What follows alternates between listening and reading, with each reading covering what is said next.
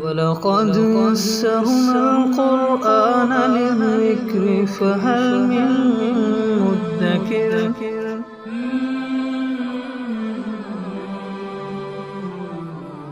سورہ قیامہ آیت نمبر 31۔ اعوذ باللہ من الشیطان الرجیم، بسم اللہ الرحمن الرحیم۔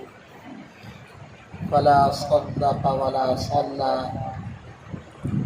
نہ اس نے بات مانی اور نہ نماز پڑھی۔ یہ کسی خاص کافر کی طرف بھی اشارہ ہو سکتا ہے اور مطلق کافر کا بیان بھی ہو سکتا ہے کہ اتنے ڈھیر سارے دلائل سن کر، دلائل کا مشاہدہ کر کے بھی ماننے کی طرف نہیں آتا، کافر اطاعت کی طرف نہیں آتا، وہی تکبر اور وہی اپنی بات کے اوپر ڈٹے رہنا، اترانا اور نافرمانی کے اوپر کمر باندھے رکھنا، یہ ان کا وتیرہ ہے۔ تو فرمایا کہ فلا صدق ولا صلی، نہ تو بات مانی نہ ہی نماز پڑھی، ولکن کذب وتولی، لیکن جھٹلایا حق بات کو اور حق بات سے منہ موڑا، اس کو قبول نہ کیا۔ یہ عام طور پر کافروں کی عادت ہوتی ہے۔ ثم ذهب الى اهله يتمطى، پھر اپنے گھر والوں کی طرف گیا اتراتا ہوا، تکبر کرتا ہوا۔ اولا لک فاولا، یہ لفظ اولا ویل سے بنا ہے، ویل لکل ہمزۃ لمزہ۔ ویل کا معنی ہوتا ہے ہلاکت، خرابی، بربادی۔ اور ان آیات میں، دو آیات میں 4 مرتبہ بربادی کا، خرابی کا تذکرہ کیا گیا، تاکہ اولا لک فاولا، بربادی ہے تیرے لیے، ہاں بربادی ہے، 2 دفعہ ہو گیا۔ ثم اولا لک فاولا، پھر سن لے کہ خرابی ہے تیرے لیے، ہاں خرابی ہے۔ ایک مرتبہ تو جب مرے گا اس وقت آنکھیں کھلیں گی اس کو یہ بربادی، تباہی نظر آئے گی۔ پھر مرنے کے بعد دوسری مرتبہ بربادی کب ہوگی؟ جب قبر میں رکھا جائے گا، اور پھر جب حشر نشر کا موقع ہوگا، یعنی دوبارہ جی اٹھنے کا موقع ہوگا، اس وقت اس کو اپنی خرابی اور بربادی نظر آئے گی۔ اور چوتھی مرتبہ جب اس کے لیے جہنم کا فیصلہ ہوگا، اس میں داخل کیا جائے گا، اس وقت اس کے لیے بربادی ہوگی۔ تو یہ 4 ہی اہم موقع ہوتے ہیں، ان چاروں موقعوں کے اوپر اس کے لیے ہلاکت ہے، بربادی ہے اور خرابی ہے۔ اَيَحْسَبُ الْإِنسَانُ أَن يُتْرَكَ سُدًى، یہ ایک عام جو کفار کی کیفیت ہے اس کا بیان ہے۔ کیا انسان نے یہ گمان کر لیا ہے کہ اس کو یوں ہی چھوڑ دیا جائے گا؟ کوئی شرعی طور پر اس کے اوپر کوئی پابندیاں نہیں ہوں گی، یہ آزاد ہے، جو چاہے کرے، جیسے چاہے کرے۔ اس کو یوں آزاد تو نہیں پیدا کیا گیا، ہر چیز کا کوئی مقصد ہے، ہر حیوان کا کوئی مقصد ہے۔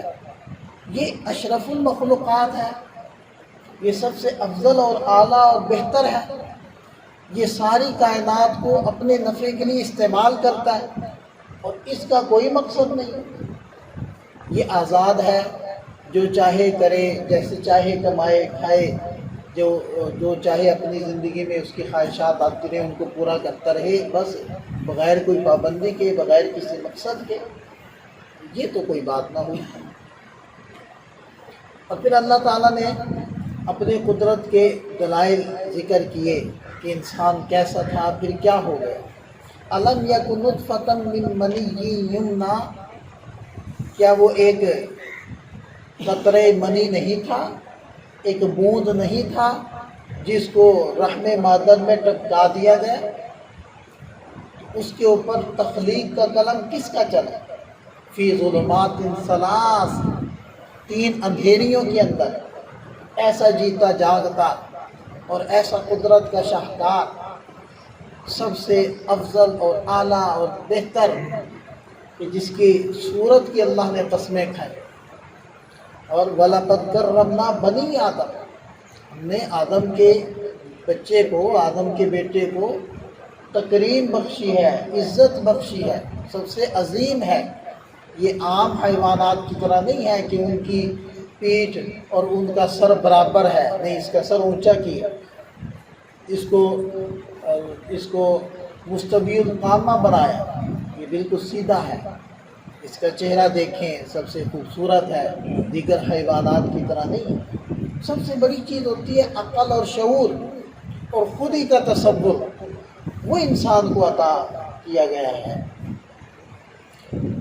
اور فرمایا کہ ثم کان علقۃ، پھر یہ ایک جمع ہوا خون تھا، فخلق، پھر اللہ نے اس کو بنایا، فسوا، اور پھر ٹھیک ٹھاک کر دیا.